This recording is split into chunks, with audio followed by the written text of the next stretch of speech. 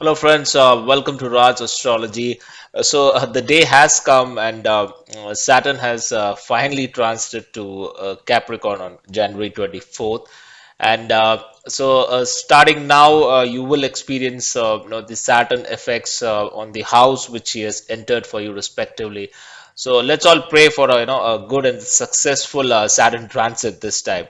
Today I'm going to probably run you through certain aspects of Saturn. So normally whenever a Saturn transit happens, different people have absolutely totally different results. And we're just going to work through in this video what are the possibilities and why Saturn gives different results for different people, and what could be the reasons for that. So we'll probably delve into those in this particular video. So basically, the first thing, probably when a Saturn, the most important part of the Saturn transit is basically where is Saturn placed in your birth chart. So that constitutes about a major part of how are you going to experience this particular Saturn transit. So there are certain houses in which, or certain rashis in which Saturn seems to be very strong, and in some rashis he is totally uncomfortable. So when he is uncomfortable in those particular rashis, he tries to give out inimical effects. At the same time, when he is in houses which is comfortable, is though Saturn being Saturn, it's not that it's going to have a you're going to have a very pleasant ride if he's strong, but naturally the effects would be more towards the goodness, or more towards learning. So that's what we'll have to focus whenever you have a specific Saturn transit.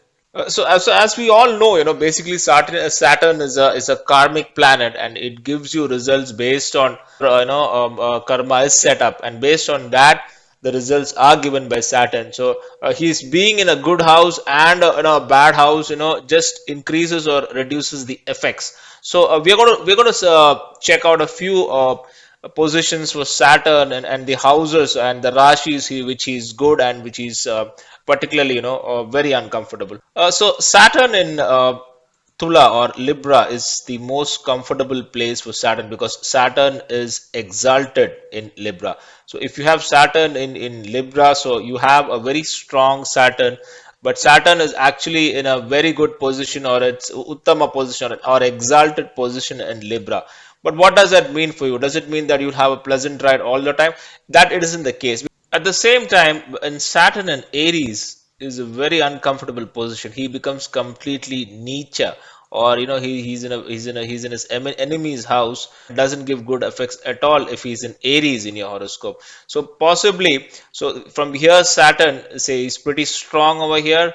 He's very Nietzsche, or is very debilitated in the sign of Aries. So you'll have to calculate your strength. So in both cases, the results are very high. So even when he's in Uttama and when he's in Nietzsche, the thing is he's either very strong or he's very bad, and both the effects would be pretty strong. So even if he's strong, the thing is the goodness effects also would be very strong.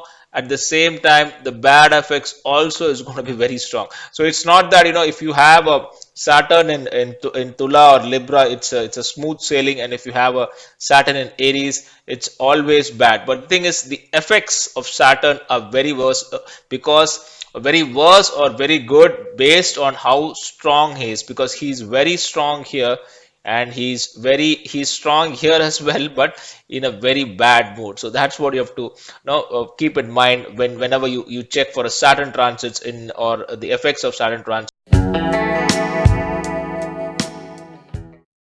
So slowly, as Saturn moves from here, and slowly he moves out here to Scorpio, Sagittarius, Capricorn, Aquarius, Pisces, and Aries. What happens is his goodness keeps on reducing as he comes over here, or rather his strength keeps on reducing, and he goes more towards the Nietzsche part. So the thing is, normally when Saturn is around midway around here, so naturally he would be at his 50% strength of either good or bad. So the results you can expect a little more mild. At the same time, when he crosses from Aries and he moves back to Libra once again, the I would say the inimical effects slowly reduce and the goodness slowly increase.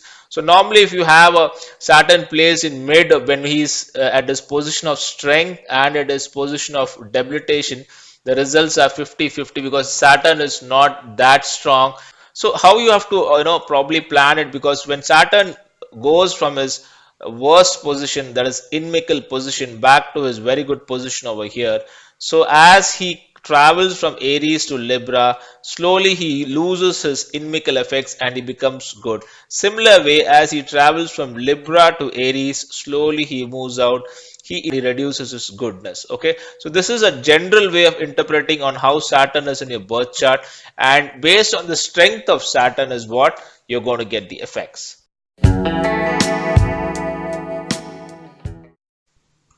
A little more on Saturn's position. So these two, as I mentioned, so in Libra, he's in a very exalted position. He's probably in his Uttama position.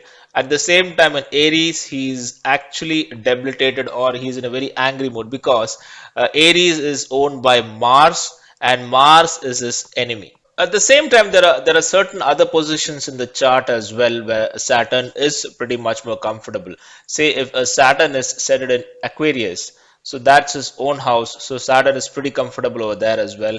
Even in Capricorn, Saturn is comfortable. That's his own house. So these two are Saturn's own houses, and he's pretty much comfortable in these both houses as well. In the other signs, Saturn would give effects, depending on the position as well as the aspect of planets.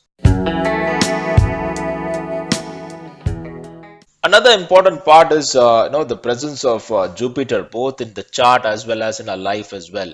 So when Jupiter is actually situated in a position in such a way that he looks at Saturn, or he looks at this house at which Saturn is situated, that again is a very big plus point, because the mere sight of Jupiter, even glancing the house, actually makes that house pretty good and would generally save you from all the problems. So that's one aspect which you have to study. So say for example, if you have Jupiter looking at a house in which Saturn is situated, and though the house is bad, in that case definitely there is a God's blessing involved in that. So that's one important point when you have to study about Saturn effects as well.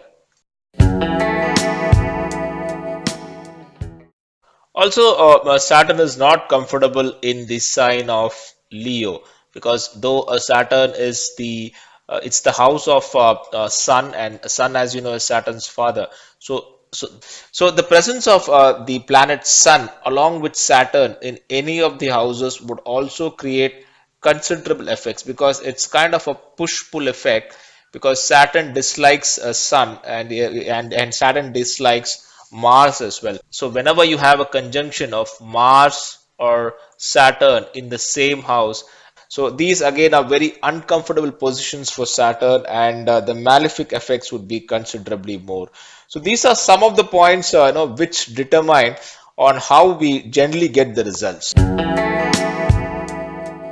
Which dasha are you currently undergoing? So that's again a very important point, because that also in a great measure determines the results which you are, or the the pains which you experience during a Saturn transit. So normally when you have a Saturn transit coinciding with a corresponding Saturn Mahadasha. So all of you, I think, would be knowing a Saturn Mahadasha runs for 19 years. So if you are having a Saturn transit which is not good, at the same time you have a Saturn Mahadasha as well, the effects will be a little more towards that there would be a little more pressure, or a little more in terms of effects which you would notice. So that's one dasha. Similarly, also if you have a moon Mahadasha running as well, so if the thing is, the moon is the mind, and if your mind is not strong, so that's where Saturn enters first when he enters any transit. So normally he tries to affect the mind, and he plays around in the mind. So if you don't have a strong mind, that's something Saturn would actually look into, and he'd probably give you results. So that these are the two main dashas where you have Saturn generally, the effects of Saturn would be much more severe. So if you're undergoing a moon Mahadasha at the same time, or you are undergoing Saturn Mahadasha, the Saturn transits are considerably more in terms of effects. So that's the point where you have to be careful and note, and probably you'll start noticing a pattern of events or series which do happen. So normally during this, these two dashas, the pressure of Saturn and the transit, it's considerably more. Also, another point, say for example, if you have your birth chart in your natal Saturn is in Capricorn, okay, at the same time you have a transit also by Saturn in the same sign. Say, for example, in a natal chart or in your birth chart, you have Saturn in Capricorn, and now Saturn is transiting towards Capricorn. So that means that Saturn is transiting over his natal Saturn, and that also produces some important, or rather little severe effects which you would notice. So normally, if you have a Mercury Mahadasha running, or if you have a Jupiter Mahadasha running, you probably wouldn't note much of Saturn effects unless Saturn is it depends on each how the birth chart is set up. But normally, these periods of Mercury Mahadasha and Jupiter generally help you. That you have much more support and much more. Strength from other planets to face this tough transit. So these are some of the points probably you can make note when you are undergoing a Saturn transit.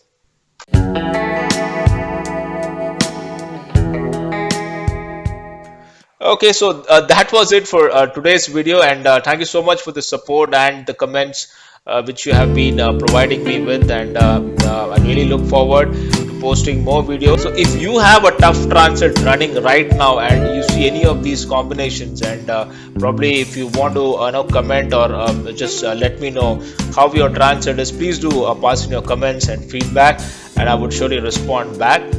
Thank you so much, guys, for watching my YouTube channel. And if you do like the video, please do like and subscribe. Thanks so much for watching my video. Cheers.